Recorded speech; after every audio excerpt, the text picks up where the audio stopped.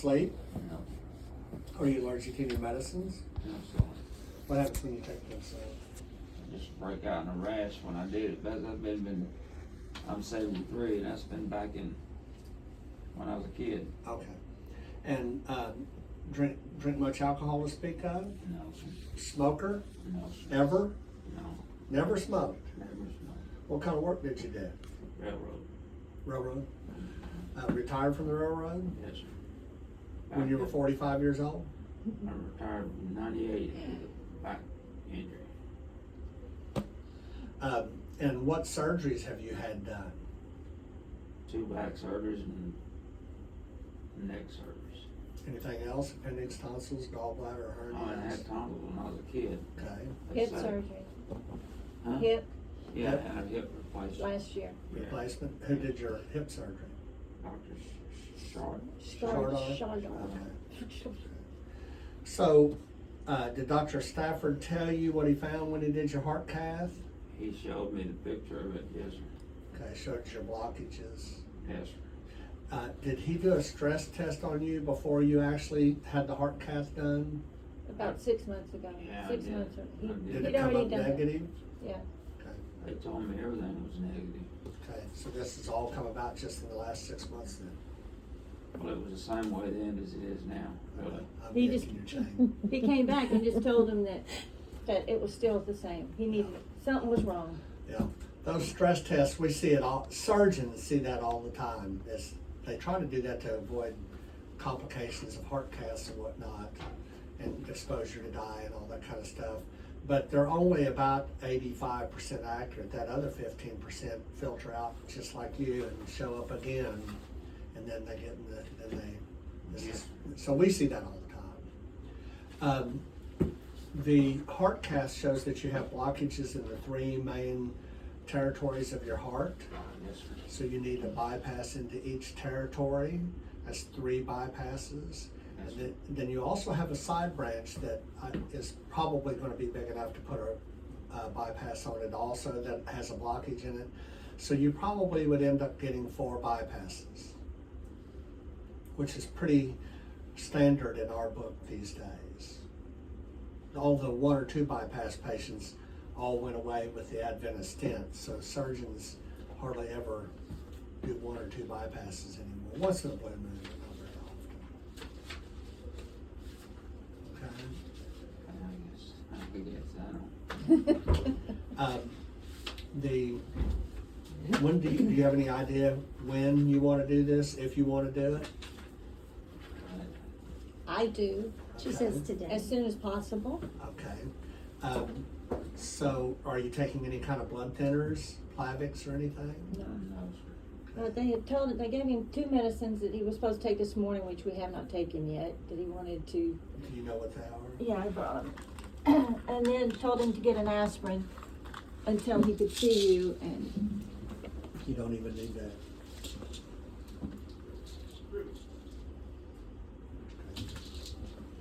So, I'm going to tell you about all the scary things I've learned in the books, okay? There's 5 categories of risk for heart surgery: infection, bleeding, organ failure, heart problems, dying. Those are 5 categories that everybody faces. You're in a good risk category. You're probably in one of the best risk categories because you really don't have any risk factors. Do you have diabetes? Yes, sir. Have you very ever had- controlled. You ever had liver problems, No, sir. stomach ulcers, or kidney problems? No, sir. Okay. Do you have problems urinating? No, sir.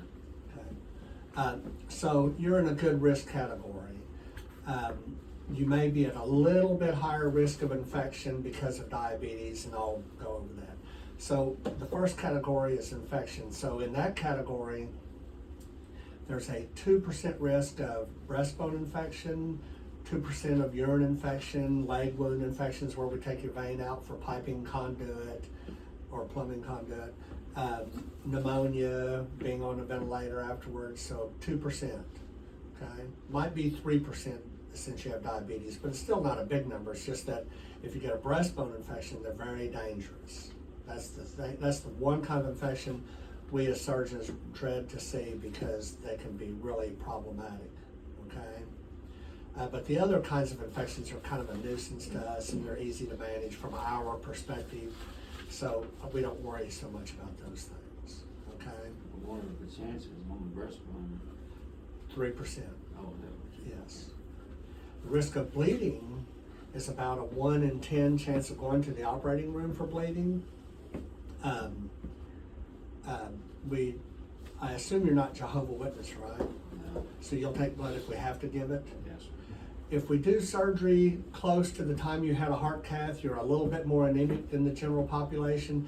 You have a little bit higher probability of needing blood transfusion. Or if you develop bleeding problems after surgery, obviously you would need blood transfusion. So you'll have to sign a consent to get blood if we need to give it. We're pretty stingy about it. We try not to give blood, but you will be anemic afterwards. Even if you're not now, you will be afterwards. That's a side effect of the heart-lung bypass machine. What does that mean?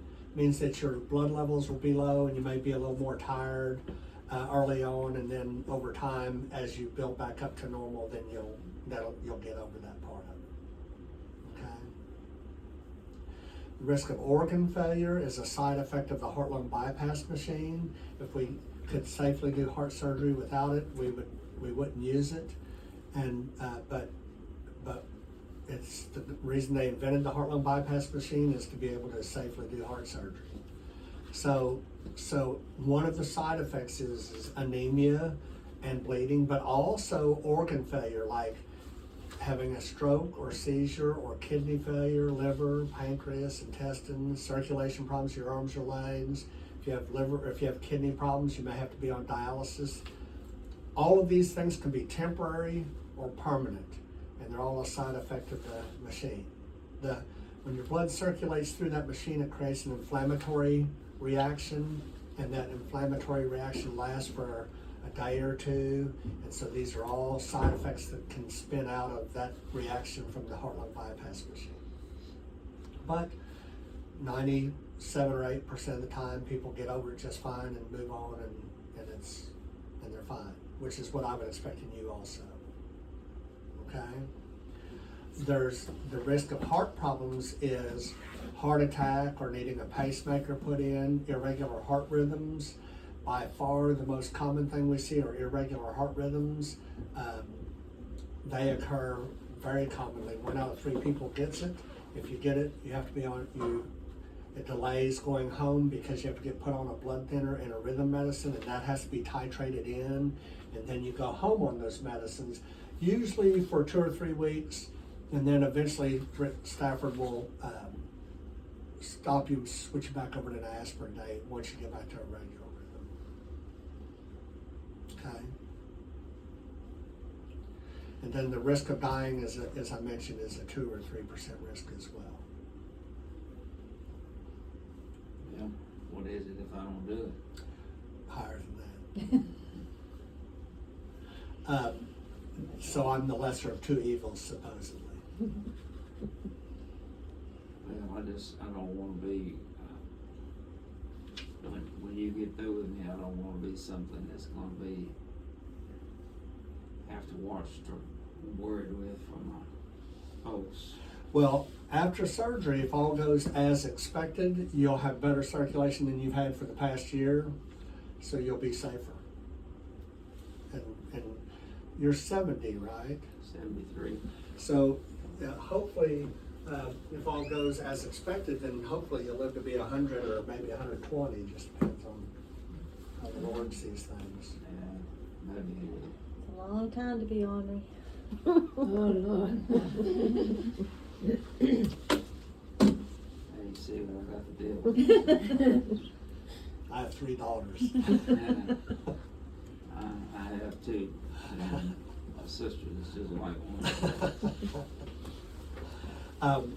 We also can, to try to lower your risk of breastbone infection and bleeding, we can also take down this is a picture or a typical